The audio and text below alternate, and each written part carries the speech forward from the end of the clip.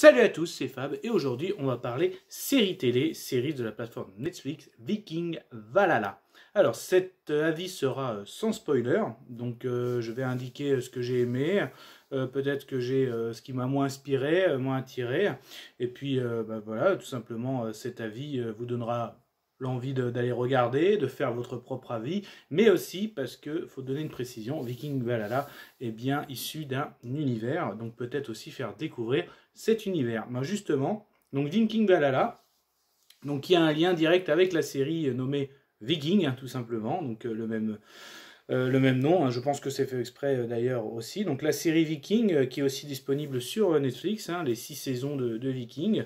Donc une centaine d'années après se passe l'histoire de Viking Valhalla. Alors pareil, je peux rassurer certains, alors vous n'êtes pas obligé de suivre toute la série Viking pour suivre Viking Valhalla. Comme il y a une centaine d'années d'écart entre les deux série, j'ai envie de dire. On peut dire qu'il y a des références, certes, mais c'est juste des petits clins d'œil. Hein, on va dire ça n'a pas qu'un très gros impact. Donc vous pouvez suivre Viking Valhalla, mais j'en viendrai dans la vidéo. Oui, fortement, je vous conseille de suivre cette série Viking également si vous ne l'avez pas suivi. Alors, de quoi ça parle? Donc, 100 ans après les événements, notamment Viking, avec le roi Ragnarok et encore ses fils, donc du coup, le roi d'Angleterre. Donc en fait, il faut resituer un petit peu aussi. Hein, donc en fait, aussi, les Vikings se sont implantés un petit peu dans toute l'Europe, dont notamment en Angleterre. Hein, il y a des colonies vikings dans chaque pays que vous connaissez, hein, Francia, donc la France, l'Angleterre.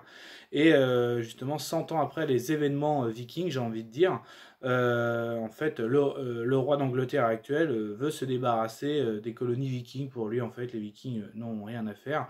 Donc ça commence tout de suite comme ça. Les Vikings sont tués en Angleterre.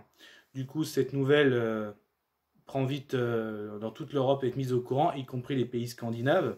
Donc Norvège, Suède, Danemark, notamment la base centrale Kattedak. Et justement, les Vikings décident de se réunir pour aller se venger. Donc ça va être un peu, la saison commence vraiment comme ça, avec la vengeance des Vikings par rapport à ce qui s'est passé en Angleterre. Alors, est-ce que j'ai aimé, est-ce que j'ai moins aimé? Alors, j'ai bien aimé cette série. Par contre, après, je tiens à dire que, pour moi, c'est mon avis, hein, Viking a mis la barre très très haute. Hein, c'est une série qui est très appréciée par beaucoup de personnes.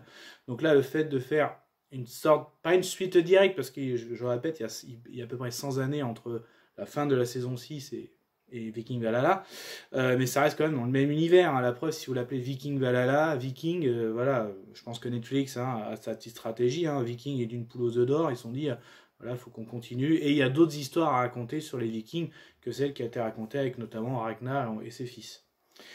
Par contre, voilà, comme je l'ai dit, Viking est très très haut. Donc là, Viking Valhalla, c'est bien, mais ça n'arrive pas au niveau de Viking, quoi. Alors, on retrouve, hein, on retrouve l'ADN de la série Viking, hein, à savoir, oui, il y a des combats, les scènes de combat sont très bien. Oui, il y a toujours un aspect tactique, comment on va attaquer, tout ça. Il y a un aspect politique aussi, hein, il y a des guerres de trône, parce que là aussi, on va voir beaucoup le conflit entre les Vikings chrétiens et les Vikings païens. Donc les Vikings chrétiens, eux, ils croient en un seul Dieu, hein, Jésus. Donc par contre, les païens, eux, ils croient justement en plusieurs dieux, que ce soit Odin, Thor, Loki, etc. Donc il y a un petit conflit là-dessus qu'on a vu, hein, dans les saisons Vikings. C'est aussi le lien, mais ça n'a pas trop d'importance, on arrive à suivre quand même. Donc c'est vrai que pendant la conquête des Vikings, il y a eu aussi ce qu'on appelle, pas une guerre de religion, mais beaucoup se sont convertis au christianisme. Donc il y a eu à la fois tactiquement, par des mariages pour éviter des bains de sang, mais là en fait quand on arrive, tout le monde ne s'est pas converti, et il y a forcément un petit conflit de religion entre propres Vikings, entre les païens et, et les chrétiens. Donc ils arrivent à bosser main dans la main pour venger le peuple viking. Hein, je rappelle le début de la saison, hein, ils ont été tués en Angleterre. Donc là, que ce soit les chrétiens, les païens, on se réunit et on va se venger des Anglais, certes, mais par la suite, les vieux démons reviennent une fois que, on va dire, un combat est réglé. Le conflit païen et chrétien revient très vite. Hein. Donc c'est beaucoup centré là-dessus. Donc la saison est faite de 8 épisodes. Les épisodes varient entre une quarantaine et une cinquantaine de minutes. ça se passe plutôt bien. Donc les 2 premiers épisodes, c'est vraiment la mise en place de la saison, hein, voilà, même de Viking Valhalla. Le 3e, ça commence à monter en pression. Pour moi, mon épisode préféré, c'est le 4e, hein, c'est carrément le 4e, c'est le meilleur épisode. Une bonne bataille, hein, une bataille mythique, hein, c'est inspiré de la bataille de London Bridge.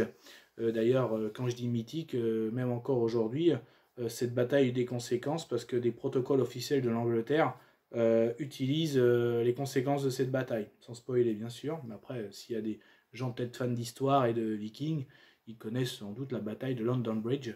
Donc cet épisode 4 il est carrément inspiré et il est plutôt pas mal.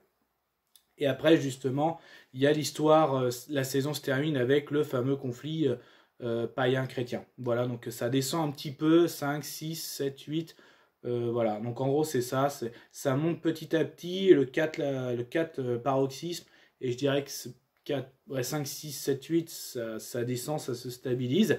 Mais j'ai envie de dire à la 8, fin de la saison 1, ça annonce les bases. En fait, la saison est centrée aussi sur 3 personnages hein, qu'on voit sur l'affiche. Hein. Donc, il y a un frère et une sœur, donc le frère Leif Erikson et sa sœur Freydis Erikson, justement.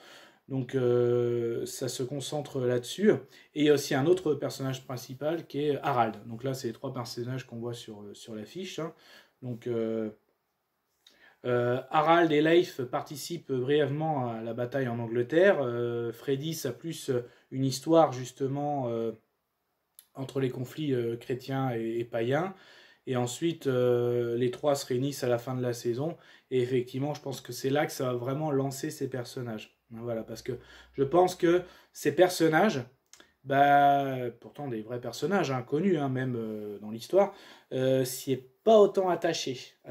Quand je compare justement à Viking, Ragnar le Brock, bien sûr, on s'y attache, il a une histoire, même si c'est inspiré apparemment de plusieurs personnages.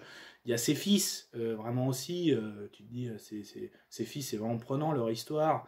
L'histoire, certes dans Viking, Brolo c'est son frère, même si en vrai c'est pas son frère, mais Brolon aussi, il a une histoire aussi. Lagertha, ça aussi, elle a une histoire. Même Floki, qui est pas exactement c'est plus un conquérant lui aussi, Floki, mais même dans Viking, tu t'y attaches à ce personnage, celui qui construit les dracars et tout ça. Donc en fait, tu t'attaches bien au personnage avec Viking, tu t'attaches super bien. Et là, moi concrètement, je me suis pas attaché à Leif, à Freydis et à Harald. Je me suis même plus attaché au roi Canute. C'est même plus, j'ai plus accroché au roi Canute, qui est le roi du Danemark au début de la série Valhalla. Et après, on le sait, hein, c'est lui qui a fait un empire, on va dire, à toute l'Europe du Nord. Donc je me suis plus limite accroché à Canute, mais comme j'ai dit, je pense en voyant la fin de saison Viking Valhalla, je pense qu'ils vont prendre de l'envergure ces personnages. Parce qu'à la base, Leif et Freydis, ce sont des conquérants, hein, c'est ceux qui ont notamment découvert des pays dans le nord, c'est avant tout des conquérants. Harald, si, a une histoire de conquête de trône, voilà. Donc après, on va voir comment Viking Valhalla va s'inspirer de ça, parce qu'apparemment, ils ont commandé 3 saisons en tout, donc là il y a la première, donc apparemment il y aura encore 2 saisons à arriver, donc on verra bien. Mais voilà, en gros, la série quand même, voilà, c'est très plat au début, on met ça en place, ça monte, l'épisode 4 est très bien, et après ça descend petit à petit, quoi, ça se stabilise, et en fait c'est juste pour dire, voilà ces 3 personnages, voilà on va suivre l'histoire de ces 3 personnages. Donc en gros, moi, voilà mon ressenti. Mais par contre, si ça peut faire cet effet, peut-être que les gens vont découvrir Viking Valhalla et se dire ah j'ai bien envie de voir Viking aussi. Alors là je vous la conseille fortement. Hein. Viking, bien sûr c'est une super série hein, quand je l'ai dit avec les personnages que j'ai cités. Très très bonne série, très très bonne. De toute façon pour vous dire mes séries préférées dans la catégorie, je vais les classer catégorie glaive. C'est Viking et Spartacus. Ce sont mes 2 séries préférées. D'ailleurs, Spartacus, c'est pareil. Hein. Inspiré de faits réels. Tu t'attaches vachement à ce personnage. Hein. Spartacus, Crixus, Gannicus, Enomaus. Même les Romains, tu t'y attaches. Hein, que ce soit Batiatus, Glaber, Crassus. Voilà. Il y a même une apparition. Là, c'est inspiré de Jules César en Spartacus. Donc, pour vous dire. Voilà, donc en gros, moi, sur Netflix aussi d'ailleurs, hein, Spartacus d'ailleurs, moi, voilà, s'il y avait deux séries à vous conseiller, Glaive, ce serait Spartacus et Viking, franchement, des bijoux, pour ma part, hein, ce sont mon avis. Après, voilà, je vais conclure quand même, parce que c'est avant tout un avis de Viking Valhalla. Donc Viking Valhalla, voilà, je vous le conseille, je pense que c'est une bonne mise au point, enfin, je vous le conseille, je vous incite à la regarder, voilà, mais je pense que si jamais cet univers vous inspire, ouais, foncez sur Viking, foncez, foncez, voilà. Bon, bah, je vais vous laisser là-dessus. Scroll. Allez, Kenavo.